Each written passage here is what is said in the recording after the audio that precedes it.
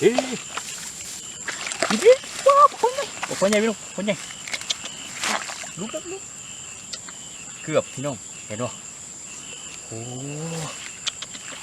คนใหญ่ด้วยโอ้ปลาดุกพี่น้องปลาดุกนาเห็นป่ะกินดีขนาดพี่น้องชื่อเยอะเลยนี่ว้าวได้แล้วโอ้อันตรายเลยพี่น้องเห็นป่ะของมัน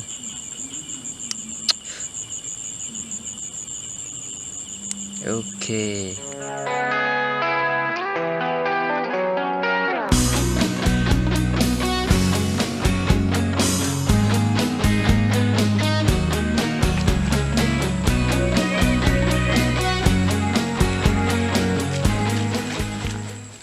สวัสดีพี่น้องทุกคนเนาะที่ได้มาพบกับข้าพเจ้าตามเคยเนาะตอนแรกนี่ข้าพเจ้าก็สิพาพี่น้องมาใส่เบ็กตามเถียงนานี่เนาะนาก็กว้างสิลองมาใส่ว่าสิมีปลากินเบ็กอยู่วะไปพี่น้องพากันติดตามเบิ่งเด้อไป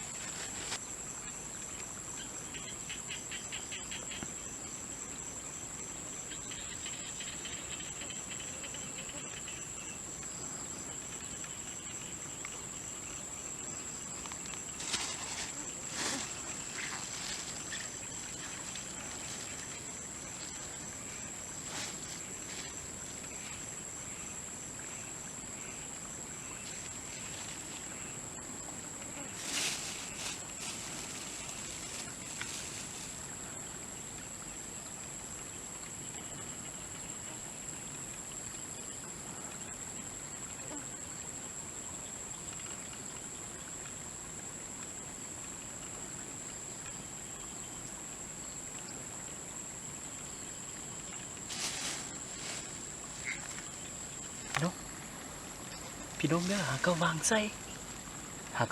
เด้อหากระวางใส่ประมาณบ่ได้1 นาทีเนี่ยนะปลาน้อยเนี่ยพี่น้องปลาน้อยก็ลงมากินโอ้ไปแล้วก็ถือพี่น้องนะ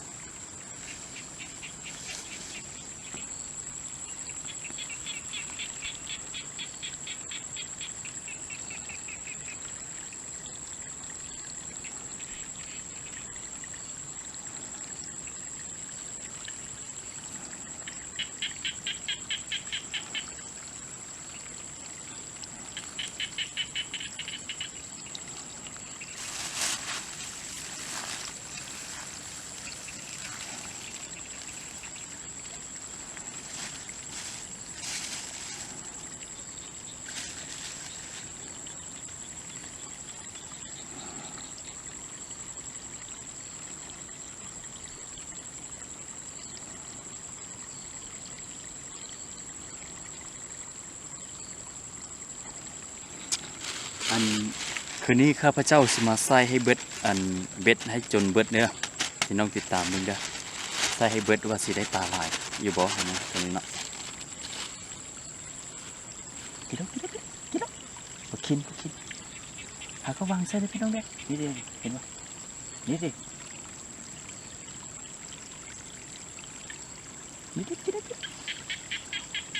กินดีกันนะพี่น้องเห็นบ่กินดิ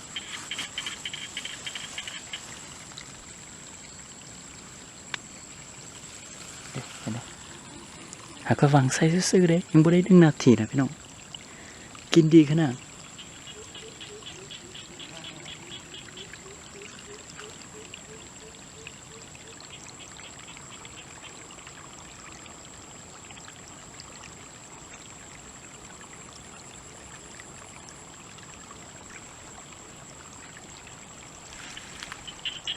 เขียนว่าพี่น้องปลาดึงแล้วปลากำลังดึงเด้อปลากำลังดึงเบ็กพี่น้องกินดีขนาดเลยนี่เห็นป่ะนี่ดิ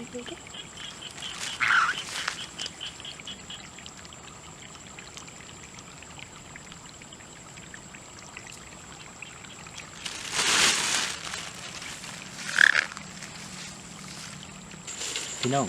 เมื่อกี้ข้าพเจ้าก็ได้ใส่เบ็ดเบิดแล้วเนาะเดี๋ยวนี้ก็อันสิไปยามเบิ่งเด้อว่าสิมีปลากินอยู่บ่พี่น้องพากันติดตามเลยนะไป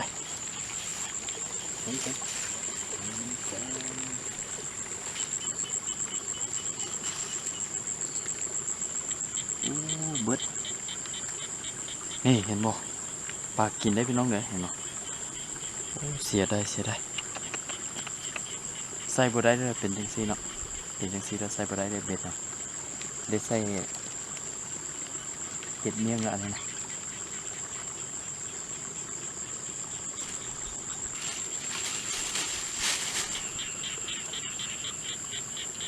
ถึงแล้วพี่น้องได้ปลาเข่าน้อยพี่น้องที่ปลาเข่าน้อยเลยพี่น้องเลยโอ้น้อยได้น้อยมากโอ้ตุ๊กน้อยก็เอาเนาะมันปลาเข่าน้อยเลยพี่น้องเลย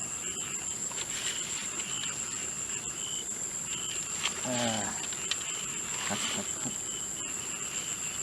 ได้ปลาตัวงานได้พี่น้องใส่มึงนะท่อนิ้วมือนั่นแหละเชื่อไป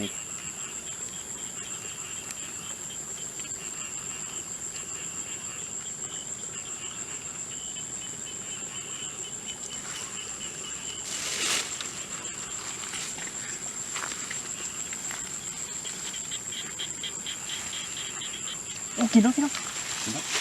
เห็นไหมปลาดุกพี่น้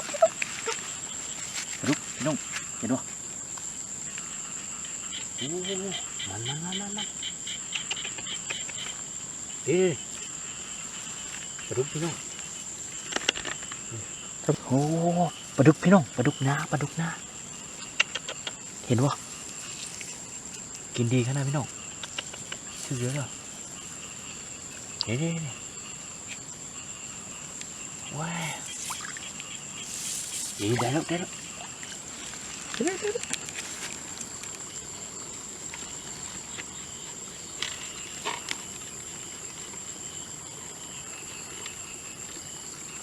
ลาดุกนาพี่น้องเนี่ยปลาดุกนาตัวงานโอ้ใหญ่มาแล้ว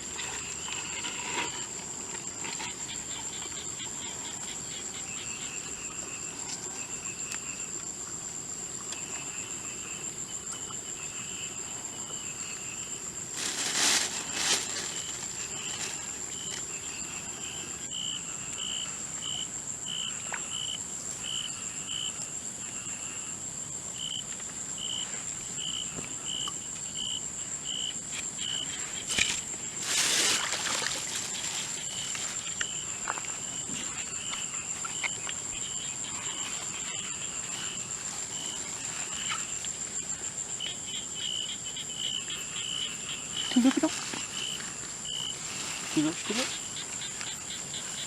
ปลาโคพี่น้องโคเฮ้ย นี่ว้าวคนใหญ่คนใหญ่พี่น้องคนใหญ่ลุกเกือบพี่น้องเห็นป่ะโอ้คนใหญ่เด้อเกือบบ่ได้โอ้มัน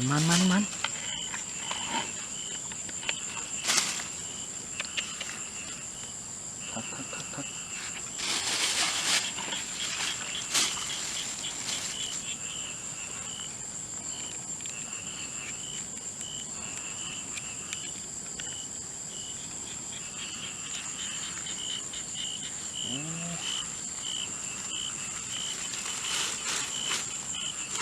เมื่อกี้นี่เขาใส่อยู่ถึงนี่พี่น้องใส่อยู่ถึงนี่แหละแต่ว่าเดี๋ยวนี้อันเด็กถึกปลากินแล้วปลาดึงไปแล้ว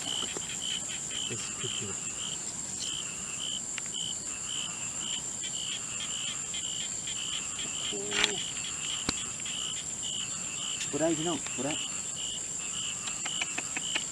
เสียดายขนาดพี่น้องโอ้ยเสียดาย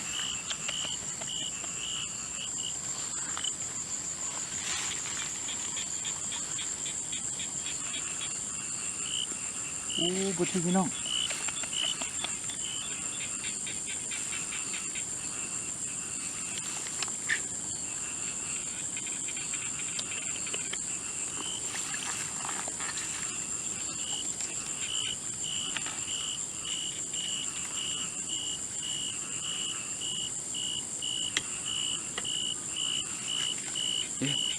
ตัวนี้โอ้ถึงพี่น้องรุกพี่น้องเห็นป่ะรุกนะโอ้ติดตาพี่น้องเกือบไปได้เลย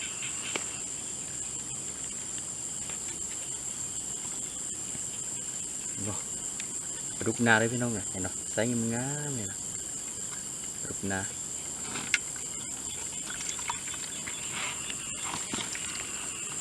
เนี่ย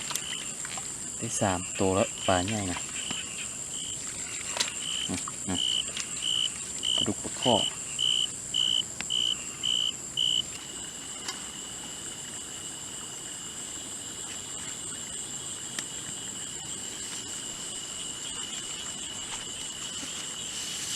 ถือปลาอยู่บ่พี่น้องโอ้ถือตัวนึงพี่น้อง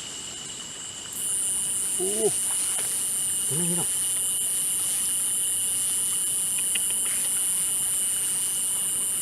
ถือปลาคิงพี่น้อง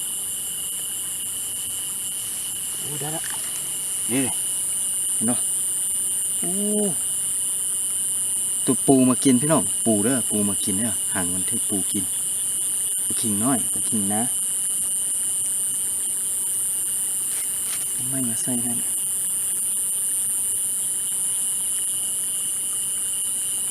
ไปพยายามตัวไหมปลาดึงไปพี่น้องปลาดึงไปแล้ว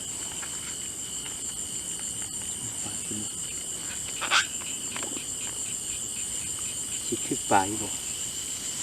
มองลงกันโอ้ถือตัวนึงพี่น้องถือตัวนึงพี่น้องข้อปะข้อเฮ้โอ้ได้ตัวนึงพี่น้องได้ข้อเลยพี่น้องเห็นบ่ใส่งามพี่น้องข้อนะนี่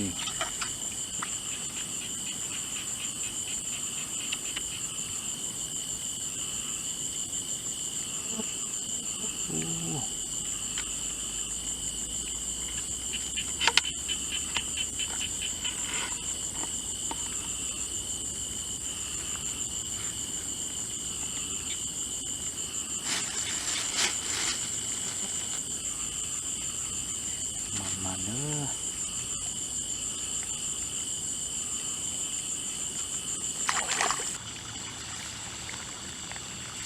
โอ้เบรกหายพี่น้องถึกอยู่คือปลาอยู่พี่น้องตามพี่น้อง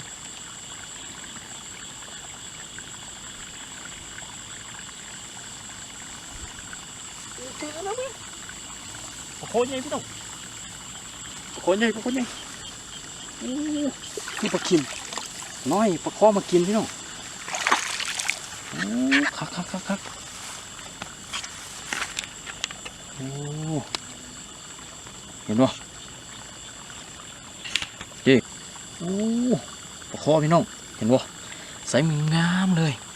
ดิถือปลาขินน้อยเด้อเนี่ยถือปลาขินน้อยแล้วปลาคอมากินเห็นบ่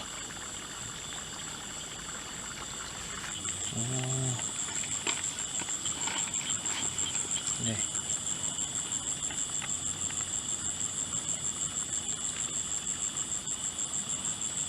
ถือปลาขินแล้วปลาคอมากินเด้อพี่น้องเห็นบ่แควมันโอ้อันตราย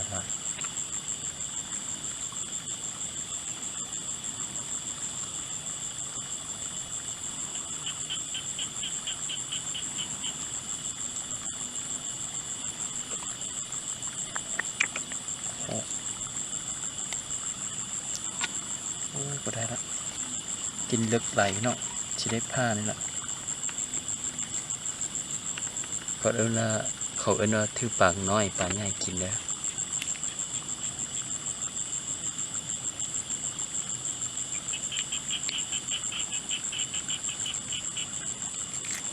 นี่ปากมันเห็นบ่ปลาโถปลาใหญ่มากนี่ปลาน้อยกิน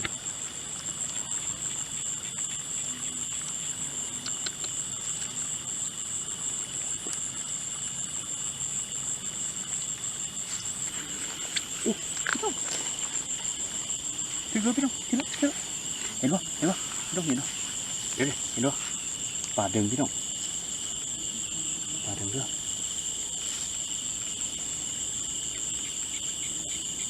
โอ้พี่น้อง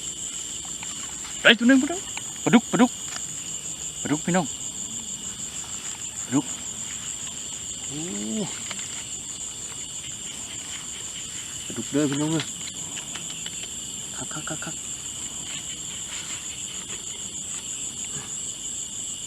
โอ้ปลาดุกน้อยพี่น้องปลาดุกนาเด้อตัวมันง่ายอ่ะโอ้อันตรายเลยพี่น้องเห็นไหมของมัน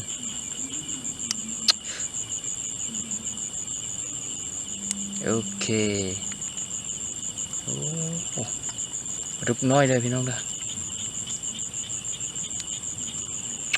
กินเลิกเลยนี่ได้ละปลาดุกนาเด้อเห็นบ่ตัวงามนี่แหละจีกินนี่โอ้ปิ้งกินนี่แซ่บเลยพี่น้องได้หลายได้เห็นบ่พี่น้องนี่พอกินแล้วนะผักหลายพี่น้อง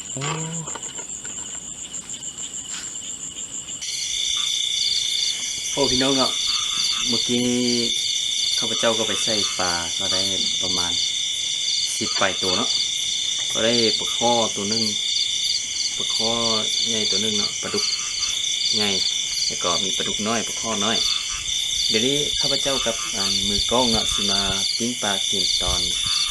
ค่ำนี้เนาะเดี๋ยวนี้ก็ประมาณ7:30แล้วพี่น้องเดี๋ยวกำลังปิ้งปลาได้เลย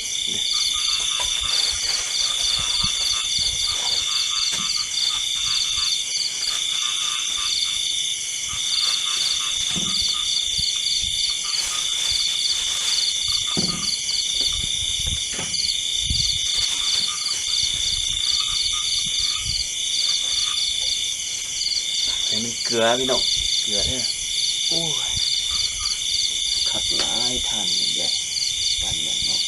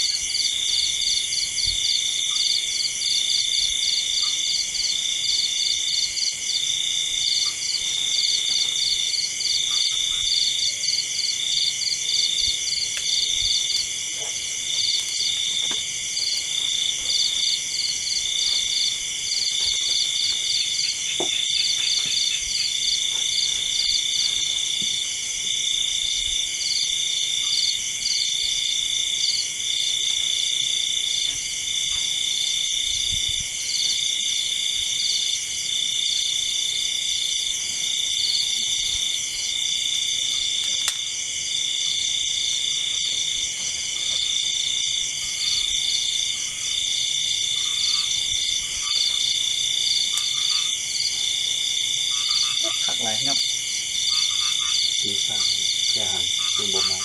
กินกับเค็มโอเคได้ได้ได้ใกล้ๆก็ผักหลายเด้อพี่น้องเด้อโอ้ท่านจับปลาจับแต่งนะโอเค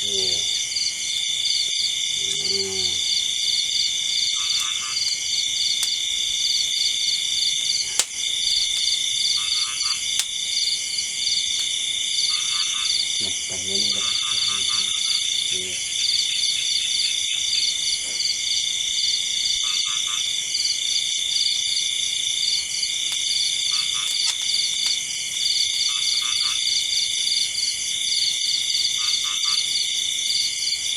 ชีวิตการหาปลากินแบบธรรมชาติก็จะประมาณนี้แหละพี่น้อง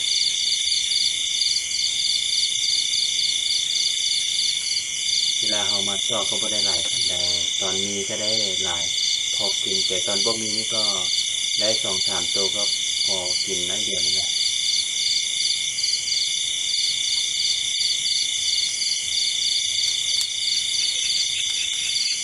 แต่ว่าเขาก็มีความสุขเนาะมีความสุขหลายในสิ่งที่เขาหามาได้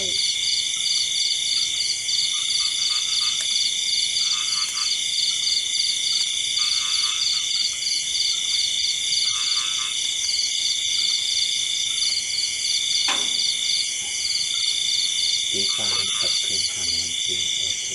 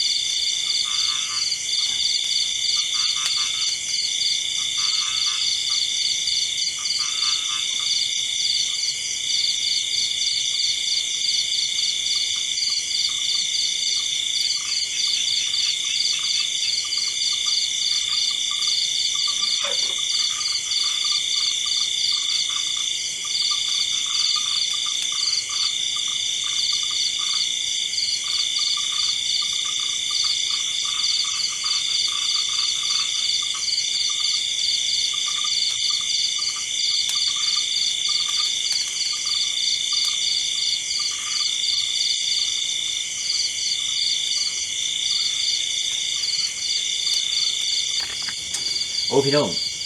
อันก็ใส่เบ็ดก็ได้ปลาเนาะมาปิ้งปลาก็สุกแล้วเดี๋ยวนี้ก็มากินข้าวค่ำๆนะเดี๋ยวนี้ก็ประมาณ8:30แล้วก็ดึกหน่อยแล้วนะเดี๋ยวก็เอามาหากินตามธรรมชาติก็แบบนี้แหละชีวิตการอยู่แบบธรรมชาตินะมากินกันพี่น้องมาเด้อกินกันนะ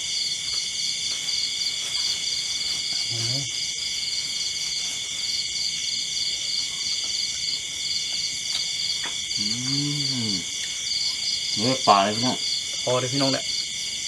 อันนี้ปลาดุกนาเลย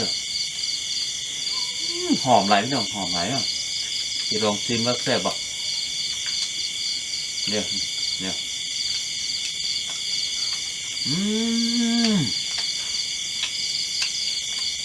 แซ่บหลายพี่น้องแซ่บหลายอืมอืม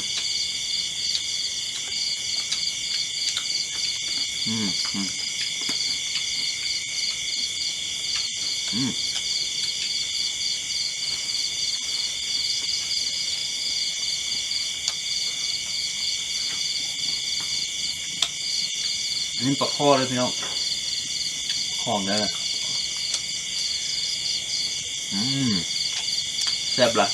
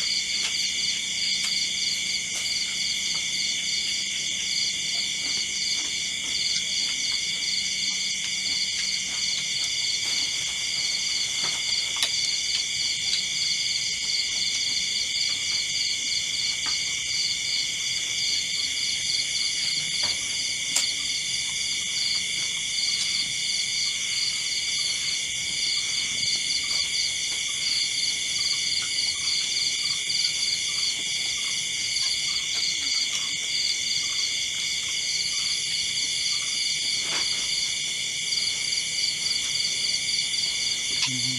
ม